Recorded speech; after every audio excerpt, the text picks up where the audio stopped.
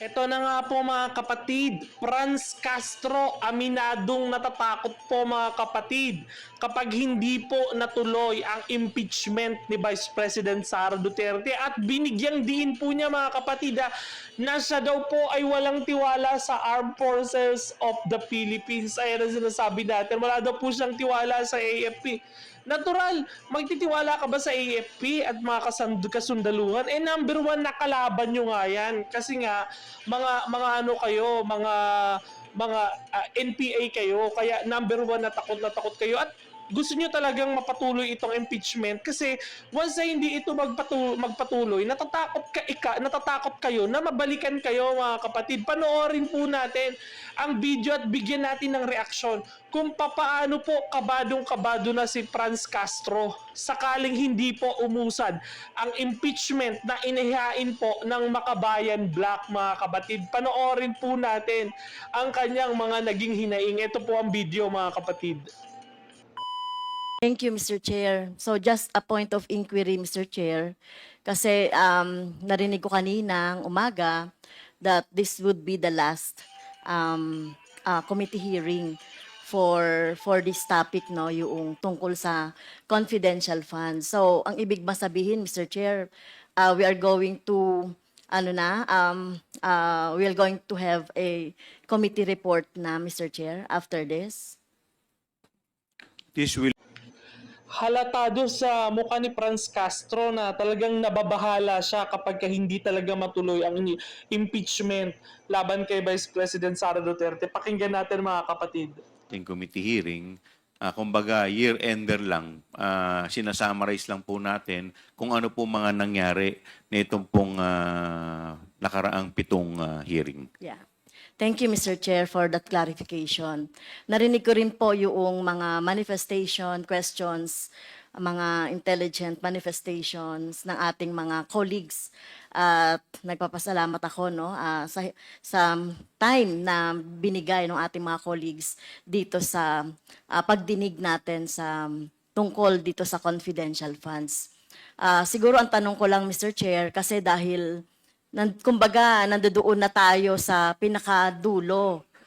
At lumalabas dito na parang natapos kay Fajarda at kay Acosta, Mr. Fajarda Mr. Fajarda as SDO ng DepEd, tsaka Acosta naman yung SDO ng VP. Tama po ba? So, parehong sinabi nila na mukhang sila, no, natapos na sa kanila yung pondo, pero yung cheque, sila yung nakapirma, sila yung tumanggap, no? Pero ang nangyayari, Mr. Chair, kung titignan natin ang mga pangyayari, mukhang hanggang doon na lang yung mga opisyal ng AFP na naging security officer na pinagbigyan nito ay walang accountability dito. So, at binanggit nyo rin po, AFP na yung mag-iimbestiga. So, siguro dapat iba po yung pag-iimbestiga ng AFP sa pag-iimbestiga natin. Kasi we want to know the truth. Ano ba talaga yung nangyari dito sa pondo na to ng mamamayan? Kasi parang, I feel ko lang, Mr. Chair, parang hindi tayo pwedeng tumigil na ibinigay na lang yan dahil nga sa utos ni Vice Presidente. Remember, mga nakapirma doon, mga maliliit na opisyal, si Mr. Fajarda at si Acosta. Malamang-lamang, Mr. Chair, wag naman sana, no? Wag naman sanang mangyari. Baka sila pa yung mademanda dahil sila yung tumanggap ng cheque, sila yung nagpapalit, pero baka maabswelto itong mga militar, itong mga security officer na tumanggap. Kasi dito lang natin makikita in transparency, no, yung ano ba talaga nangyari doon sa pondo. Bakit nagkaroon ng mga ganitong mga gawa-gawang pangalan o recipient ng mga rewards, ng mga supplies. Meron pa nga, Mr. Chair, no, doon sa ating doon sa ating mga ebidensya. Kung alias yon, RS, 2 RS sa isang araw, reward isang 20,000, isang 50,000. So paano nangyayari yon? Ano bang impormasyon na ibinigay nung isang, the same RS siya na parehas lang siya ng pangalan, na magkaiba ng amount, no, at the same time. Kaya ito yung dapat na ipaliwanag noong mga militar na tumanggap or pinagbigyan ni Paharda, Mr. Paharda, at saka ni Mr. Acosta. Ako lang, Mr. Chair, hindi lang po kasi ako na nasasapatan na ititigil na natin yung investigasyon doon kaugnay nung confidential fund. So, ano po ba ang dito arrangement? Sila na ba ang Sila na ba ang mag-iimbestiga, yung mga AFP? May time frame ba? At paano tayo makakasiguro, Mr. Chair, na magiging fair and with justice yung Remember, Mr. Chair, 612.5 million ang involved na pera dito.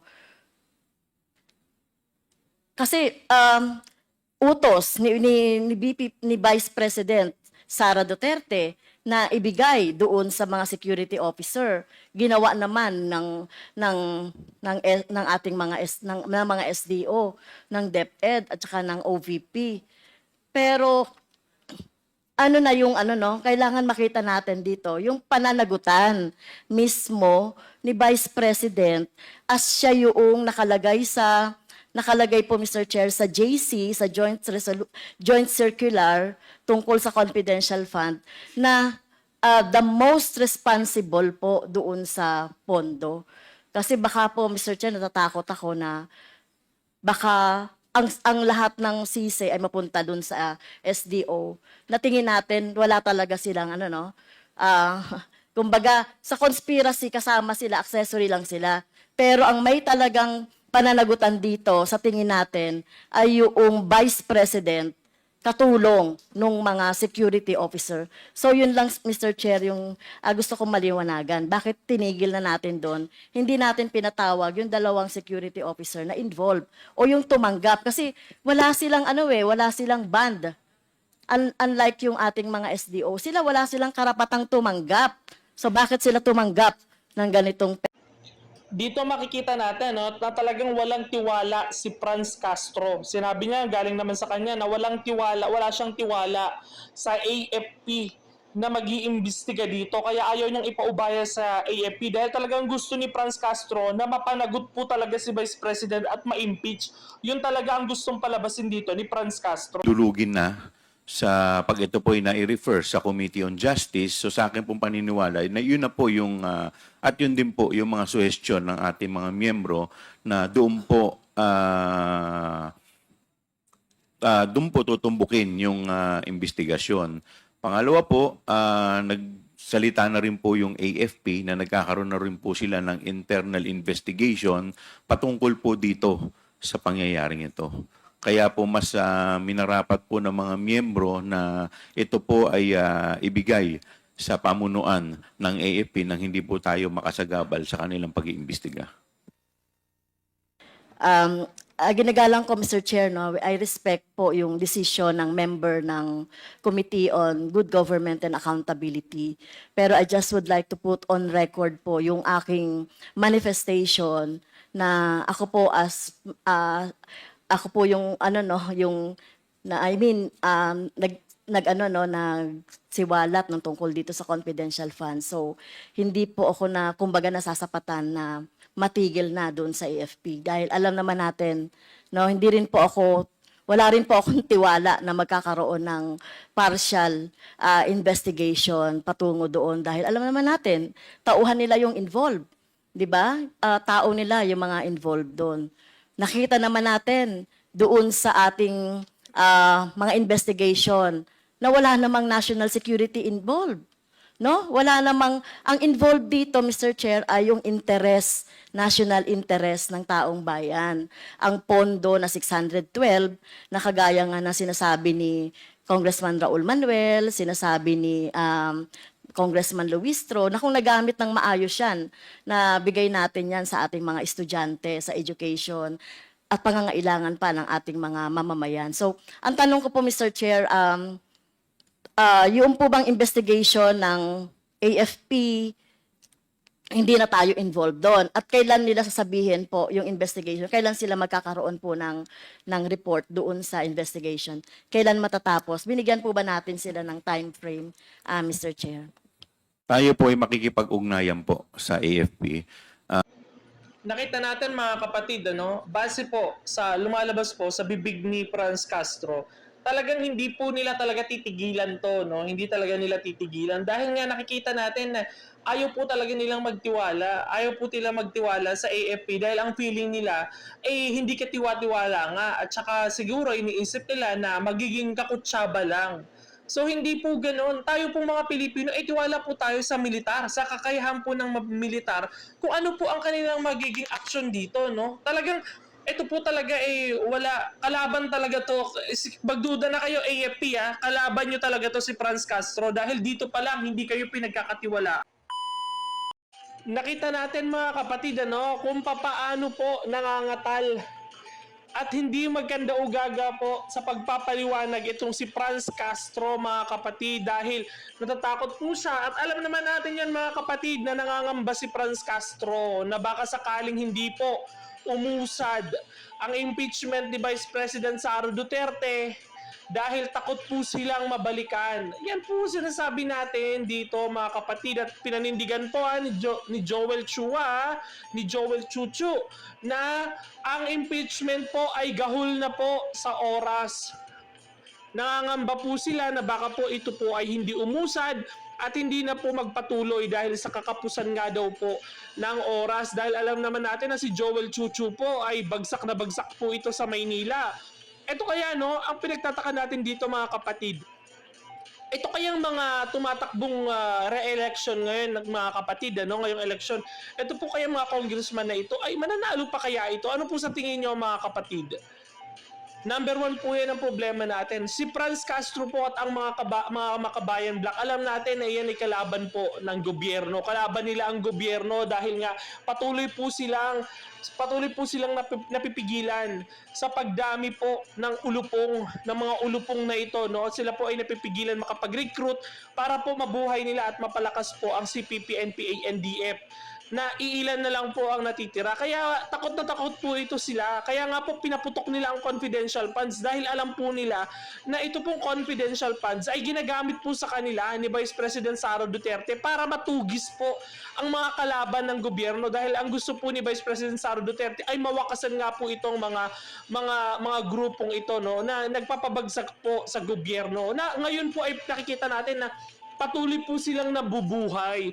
Patuloy po silang nabubuhayan ng loob. Nagkakaroon sila ng boses sa pamamagitan ng pakikipagkutsabahan ni Speaker Martin Romualdez na dati po ay humina na po. Ngayon po ay nagkakaroon sila ng lakas ng loob mga kapatid para birahin po ng birahin ang gobyerno. Pati nga si Bongbong Marcos ay kinakalaban na nila mga kapatid.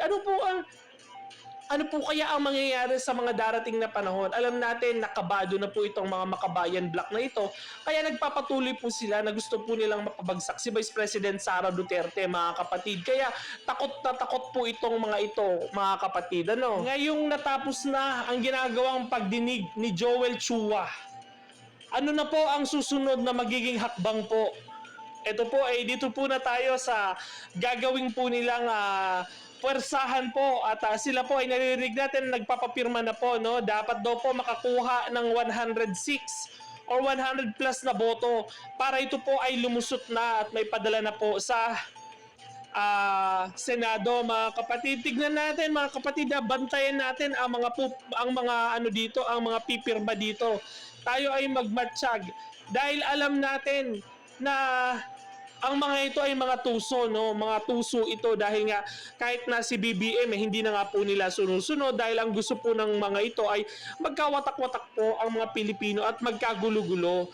Dahil once nga po na magulo ang Pilipinas at magulo po at hindi nagkakaisa ang mga Pilipino, nandyan po ang ginagawang pag-atake ng mga kalaban ng gobyerno. Yan po ay sina Franz Castro, Raul Manuel at si Arlene Brosas. Yan po ang gusto nila, ang magkawatak-watak at magkagulo po ang mga Pilipino dahil once na magulo ang Pilipinas, nagkakaroon po sila ng advantage para po makapanghikayat na magrebelde ang taong bayan sa gobyerno, mga kapatid. Ano po ang inyong masasabi sa pagiging kabado po ng Makabayan Black at pangangatal po ni Franz Castro, mga kapatid? I-comment nyo po dyan sa ating YouTube channel ang inyong mga suwestyon, pahayag sa pagiging kabado po ni Franz Castro, mga kapatid. Maraming salamat po sa panonood sa ating YouTube channel. Maraming salamat po sa inyong suporta.